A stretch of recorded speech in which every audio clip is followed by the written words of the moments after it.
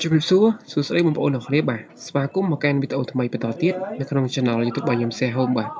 នឹងអញ្ចឹងនៅក្នុងវីដេអូនេះគឺខ្ញុំបង្ហាញបន្តភាគ2ជាមួយនឹងការទៅ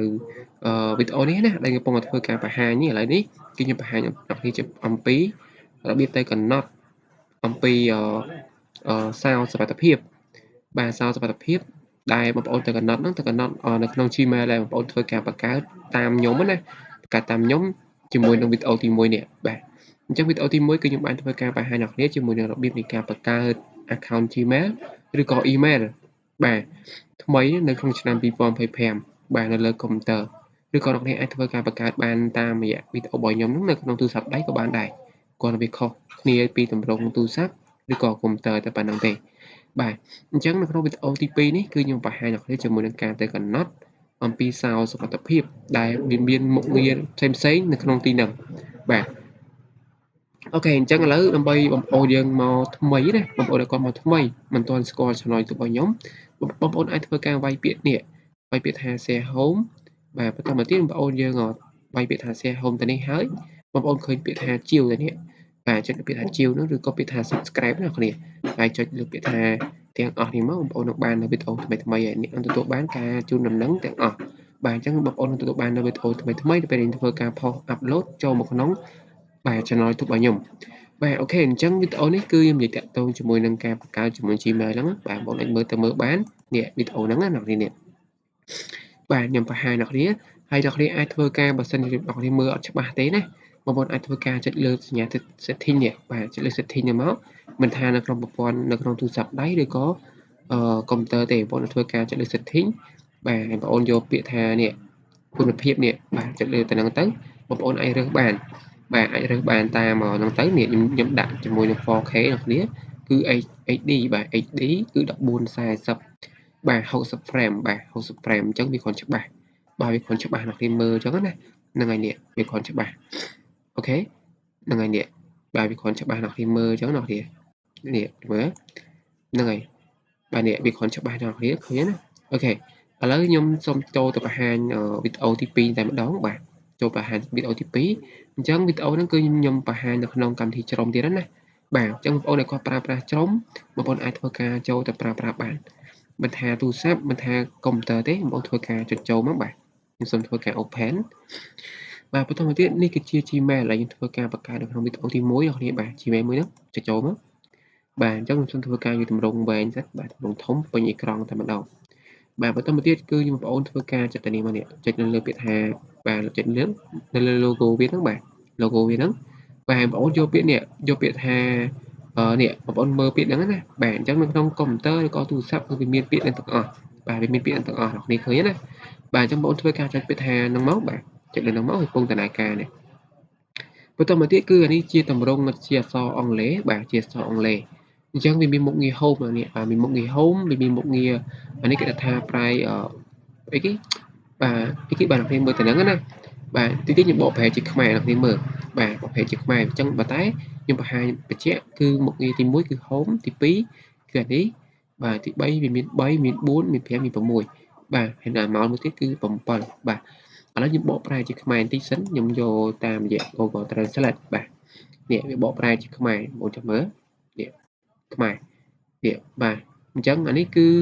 នៅវានៅលើ home គេបាទវានៅលើ home ណាអញ្ចឹងបងប្អូនចាំមើលជាក់ស្ដែងទៅនៅតាមទូរស័ព្ទបាទវាមានមុខងារដូចគ្នាវាមានមុខងារ home មានមុខងារព័ត៌មានផ្ទាល់ខ្លួន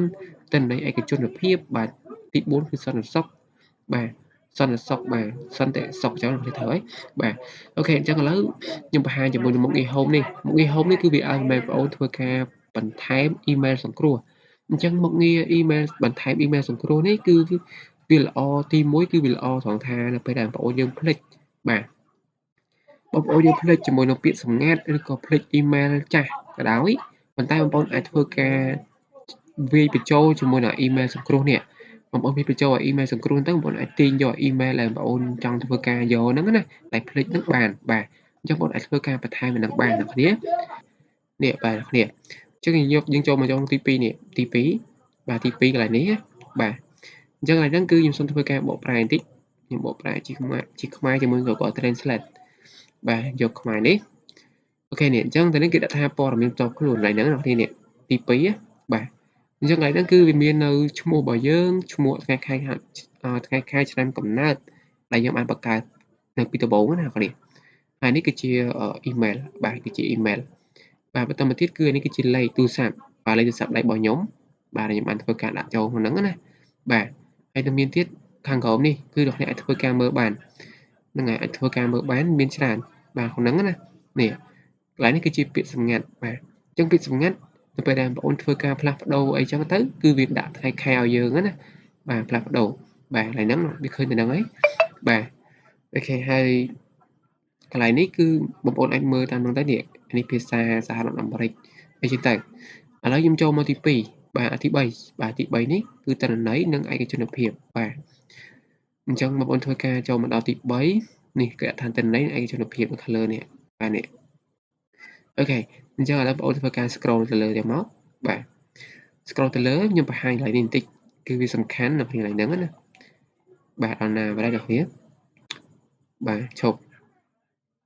បាទនៅប្រហែលវានៅខាងក្រោមមើលទៅមើលអស់ហើយបាទអ្នកនរចាំមើលបន្តិចណាកន្លែងនេះវាសំខាន់បាទសំខាន់ដែលវាជួយយើងណានេះឈប់បាទអានេះគឺការផ្សាយពាណិជ្ជកម្មផ្ទាល់ខ្លួនបាទនេះគឺខ្ញុំបានបើកហើយអ្នកនរធ្វើការបើកបានអានេះគឺបើកអូខេអត់អីទេរបស់ខ្ញុំគឺអត់អីទេបាទឥឡូវអាហ្នឹងទី3បាទទិន្នន័យនៃឯកជនភាពគឺប៉ុណ្ណឹងគឺរួចរាល់ហើយអ្នកនរអត់អីទេប៉ុន្តែគឺសំខាន់គឺទី4នេះបាទចុចលើទី4សន្តិសុខហ្នឹងមកបាទនេះសន្តិសុខបាទទី4នេះបងមើលរូបសោហ្នឹងណាបើសិនអ្នកនរធ្វើការប្រើប្រាស់កំណត់តាមទូរស័ព្ទដៃបាទអញ្ចឹងទី4នេះបងប្អូនអ្នកនរអូខេអ្នកនរបន្តទៀតឥឡូវខ្ញុំបង្ហាញអ្នកនរកន្លែងនេះបាទកន្លែងនេះគឺជាសកម្មភាពសន្តិសុខថ្មីៗអ្នកនរបាទកន្លែងហ្នឹងណាហើយកន្លែងនេះគឺជាកន្លែងរបៀបដែលអ្នកចូលទៅក្នុង Google អាហ្នឹងគឺសំខាន់នេះទៅនេះមួយគេដាក់ថានេះការផ្ទៀងផ្ទាត់ពីជំហាននេះគឺសំខាន់ឡើងហ្នឹងអ្នកនរត្រូវតែបើកនេះអញ្ចឹងទៅហ្នឹងគឺការផ្ទៀងផ្ទាត់ពីជំហានហ្នឹងគឺអត់ទាន់បើកទេគឺបានបិទទៅហ្នឹងណាអញ្ចឹងបងប្អូនធ្វើការបើកអាហ្នឹងមកបាទចុចលើហ្នឹងមកបាទចុចលើហ្នឹងមកហើយបន្តមកទៀតបងប្អូននេះឃើញទៅហ្នឹងគេដាក់ថានេះបាទពេលដែលវាបងប្អូនធ្វើការចុចលេខមិញហ្នឹងវាលោតចូលឲ្យយើងធ្វើការបញ្ចូល password email ឲ្យយើងធ្វើការបង្កើតហ្នឹងណាបងប្អូនធ្វើការបញ្ចូលហើយឲ្យវាមកដល់ទម្រង់បែបហ្នឹងបាទបន្តមកទៀតបងប្អូនធ្វើការចុចពាក្យថា turn on នេះ turn on to step ស្អីគេនេះបាទចុចដល់ហ្នឹងមកដើម្បីយើងធ្វើការបើកមុខងារហ្នឹងបន្តមកទៀតទៅនេះគឺឲ្យយើងធ្វើការបញ្ចូលនៅលេខទូរស័ព្ទដៃអញ្ចឹងបងប្អូនទៅរើសជាមួយនឹងកម្ពុជាបាទនេះ Cambodia បាទ Cambodia នេះបាទអូខេអញ្ចឹងបងប្អូនធ្វើការបញ្ចូលលេខទូរស័ព្ទដៃរបស់យើងមួយខ្សែមកបាទលេខទូរស័ព្ទដៃរបស់យើងមួយខ្សែមកដើម្បីយើងធ្វើការអឺបើកជាមួយអាមុខងារមួយនេះអាមុខងារពាក្យថា add នេះ add phone number for to step ស្អីគេនេះបាទបងប្អូនធ្វើការបើកអាមុខងារហ្នឹងណាអញ្ចឹងខ្ញុំឧទាហរណ៍ថានៅពេលដែលបងប្អូនយើងធ្វើការកាន់ក្តាប់ជាមួយ Gmail មួយហ្នឹងនៅពេលដែលពីណាគេធ្វើការអឺ login ចង់បាន account របស់យើងអញ្ចឹងនៅពេលហ្នឹងគឺវានឹងផ្ញើសារបាទវាផ្ញើសារជាមួយនឹងទីផ្ទាត់ពីជំហានហ្នឹងណាវាផ្ញើសារមកតាមរយៈលេខទូរស័ព្ទដៃរបស់យើងនេះបាទវាផ្ញើសារមកតាមរយៈលេខទូរស័ព្ទដៃរបស់យើងហ្នឹងឲ្យយើងបានឃើញសារហ្នឹងបាទអញ្ចឹងសារហ្នឹងគឺបងប្អូនកុំឲ្យគេពីណាគេដឹងឬក៏ពីណាគេឃើញណាបាទកុំឲ្យគេឃើញឬក៏កុំឲ្យគេដឹងអសោះតែគេឃើញគេដឹងបងប្អូនធ្វើការយកសារហ្នឹងឲ្យគេបាទឬក៏មានលក្ខខណ្ឌមួយឬក៏មានករណីមួយមានគ្នាអ្នកដែលចង់បាន account របស់យើងហ្នឹងគឺគាត់ឆាតរបស់យើងសួរយកលេខកូដហ្នឹងណាបាទលេខកូដប៉ុន្មានខ្ទង់តាមរយៈទូរស័ព្ទដៃរបស់យើងហ្នឹងគឺកុំឲ្យគេអសោះបាទកុំឲ្យអសោះហ្នឹងហើយអូខេឥឡូវខ្ញុំសូមធ្វើការ stop បន្តិចហើយខ្ញុំចូលទៅបញ្ចូលលេខទូរស័ព្ទដៃរបស់ខ្ញុំបាទហ្នឹងហើយអូខេឥឡូវខ្ញុំអត់ stop ទេខ្ញុំវាយបន្តឲ្យតែម្ដងទៅបាទលេខទូរស័ព្ទដៃរបស់ខ្ញុំហ្នឹងហើយអញ្ចឹងបាទនេះបងប្អូនធ្វើការបញ្ចូលមកបាទខ្ញុំវាយបញ្ចូលសិនហ្នឹងហើយបងប្អូនចាំតិចណាអូខេនេះខ្ញុំបានធ្វើការបញ្ចូលលេខទូរស័ព្ទដៃរបស់ខ្ញុំហើយធ្វើការពីតា next មកហ្នឹងហើយពីតា next មកអូខេនេះអញ្ចឹងវាផ្ញើសារមកនេះវាដាក់ថា enter code នេះអញ្ចឹងវាបានផ្ញើសារមកតាមទូរស័ព្ទដៃរបស់ខ្ញុំហើយណានេះបាទវាបានផ្ញើមកនេះបាទអូខេនឹងឥឡូវយើងធ្វើការបញ្ចូលសិន ហ្នឹងហើយខ្ញុំសូមធ្វើការបញ្ចូលសារហ្នឹងសិនវាបានផ្ញើមកឲ្យខ្ញុំហើយអូខេអូខេអ្នកនាងអញ្ចឹងខ្ញុំបានធ្វើការបញ្ចូលសារហ្នឹងហើយណាគឺតែ6ខ្ទង់ទេសារហ្នឹងណាតែ6ខ្ទង់ទេអញ្ចឹងបន្តមកទៀតធ្វើការចុច next មកឲ្យចុចពាក្យថា verify នេះពាក្យថា verify នេះយើងដាក់ថា add phone number អញ្ចឹងយើងបានធ្វើការ add ហើយណាយើងបានធ្វើការ add ហើយហើយនេះគេដាក់ថា phone number នេះអានេះគឺជាលេខរបស់ខ្ញុំដែលខ្ញុំបានធ្វើការយកមកបើកនៅមុខងារពីជំហានហ្នឹងធ្វើការចុចពាក្យថាដាំនេះមកបាទនេះអញ្ចឹងយើងបានធ្វើការបើកហើយដល់នេះណាបាទហើយបើសិនបងប្អូនចង់ធ្វើការបិទវិញនេះបងប្អូនធ្វើការចុចពាក្យថា turn នេះបាទអានេះ turn អាមុន turn on អានេះ turn ស្អីគេនេះ turn បិទណាបាទគឺយើងបិទមុខងារហ្នឹងអូខេបន្តមកទៀតគឺបងប្អូនយើងឃើញសញ្ញាអស់នេះនេះអានេះគឺចេញសញ្ញាសួរដែរសញ្ញាឧទានដែរទៅនឹងគឺកន្លែង key កន្លែង sound បាទហើយនេះគឺជាកន្លែងយើង add បាទយើង add ជាមួយនឹងកម្មវិធីនេះបាទកម្មវិធីនៅក្នុងទូរស័ព្ទដៃណាបាទកម្មវិធីនេះគឺជាកម្មវិធីមួយដែរដែលវាសំខាន់ដែរឡើយហ្នឹងបាទអញ្ចឹងមានប៉ុណ្្នឹងទេអាហ្នឹងគឺបងប្អូនអាចធ្វើការចេញទៅវិញបាននេះឥឡូវយើងចូលមកក្នុងមុខងារបន្ថែមទៀតអានេះវាចេញសញ្ញាគ្រីសណានេះយើងបានធ្វើការបើកនៅកន្លែងtwo step នេះហើយបាទបន្តមកទៀតគឺបងប្អូនយើងអាចធ្វើការនេះ add ជាមួយនឹង email ស្ដារបាទ email ស្ដារអញ្ចឹង email ស្ដារនេះក៏វាសំខាន់ដែរបាទវាដូចទៅនឹងនេះដែរបាទវាស្ដារនៅពេលដែល email ចាស់របស់យើងគឺវា login អត់ចូលឬ password អីចឹងទៅបងប្អូនអាចធ្វើការដាក់បញ្ចូល email ស្ដារហ្នឹងទៅបងប្អូនអាចធ្វើការទទួលបាន email ចាស់ដែលយើងភ្លេច password ឬក៏គេលួចចូលបានហើយអញ្ចឹងបងប្អូនធ្វើការជួយថា add email ឲ្យត្រូវចុចតែមកអ្នកនាងបន្តមកទៀតគឺយើងធ្វើការបញ្ចូល email ដែលយើងមានមកដែលយើងចង់ធ្វើការបញ្ចូលមកក្នុងហ្នឹងបាទអញ្ចឹងឥឡូវខ្ញុំសូមធ្វើការបញ្ចូល email មួយនេះសិនបាទដើម្បីខ្ញុំធ្វើការជាពាក្យថា verify ដើម្បីខ្ញុំធ្វើការកំណត់វាអូខេអញ្ចឹងខ្ញុំសូមធ្វើការបញ្ចូលសិនហើយខ្ញុំសូមធ្វើការ stop សិនអូខេអ្នកគ្នាបន្តមកទៀតគឺឥឡូវបងប្អូនខ្ញុំបានធ្វើការបញ្ចូល email ហ្នឹងហើយណាអញ្ចឹងបងប្អូនធ្វើការជាពាក្យថា verify នេះប៊ូតុងពណ៌ Q នេះបាទពណ៌ផ្ទៃមេឃនេះបាទចុចនេះមកហ្នឹងហើយអញ្ចឹងបន្តមកទៀតគឺវាត្រូវការទាមទារលេខកូដដែលវាបានផ្ញើសារទៅ email មួយហ្នឹងបាទអញ្ចឹងបងប្អូនទៅយកលេខកូដនៅក្នុង email មួយហ្នឹងមកដើម្បីធ្វើការបញ្ចូលមកក្នុងកន្លោតមួយនេះអូខេអញ្ចឹងបងប្អូនអ្នកនាងខ្ញុំសូមធ្វើការ stop នេះសិនបាទដើម្បីទៅយកលេខកូដដោយសារតែនៅក្នុងទូរស័ព្ទដៃអូខេសូមធ្វើការ stop សិន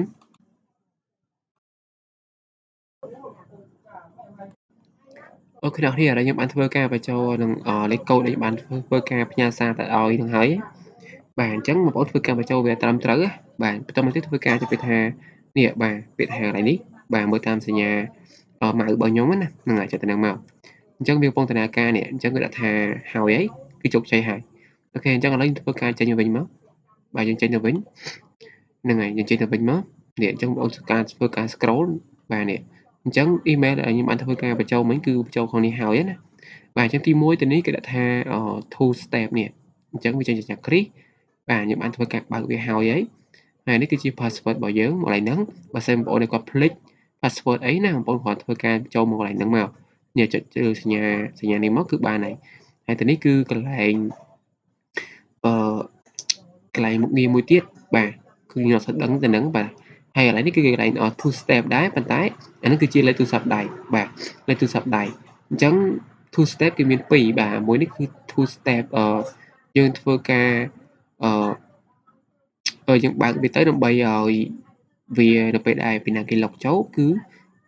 វាផ្ញើសារមកឲ្យយើងឃើញបាទអញ្ចឹងយើងដឹងថាពីណាគេធ្វើការ login account របស់យើងចូលហើយដើម្បីព្យាយាមចូលហើយបាទហើយនេះគឺជាយើងធ្វើការបាទ rechange វាយើងធ្វើការ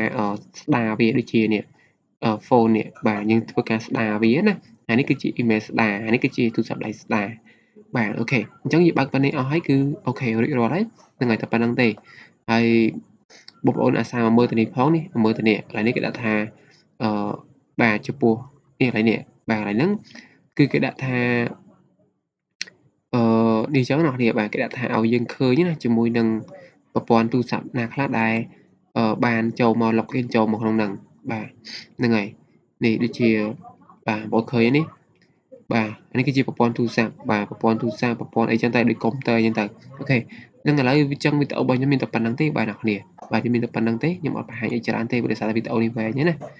នេះបាទនៅអានេះទៀតអានេះគឺអត់អីទេអាហ្នឹងអត់អីទេអ្នកនាងបាទអាហ្នឹងគឺអត់អីទេបាទគឺយើងអាចដាក់ប៉ុណ្្នឹងបានអានេះគឺកន្លែង payment ទេបាទអត់អីទេអាហ្នឹងបាទអូខេនឹងអញ្ចឹងវីដេអូនេះគឺខ្ញុំមានតែប៉ុណ្្នឹងទេបាទចាំជួបមុខខ្ញុំនៅក្នុងវីដេអូក្រោយទៀតណាហើយកុំភ្លេចធ្វើការចុចពាក្យថាជាវឬក៏ពាក្យថា Subscribe បើសញ្ញាកណ្ដឹងម្នាក់មួយផងដើម្បីបានវីដេអូថ្មីៗបន្តទៀតអូខេអញ្ចឹងវីដេអូនេះសូមធ្វើការបញ្ចប់តែប៉ុណ្្នឹងអរគុណបាយបាយ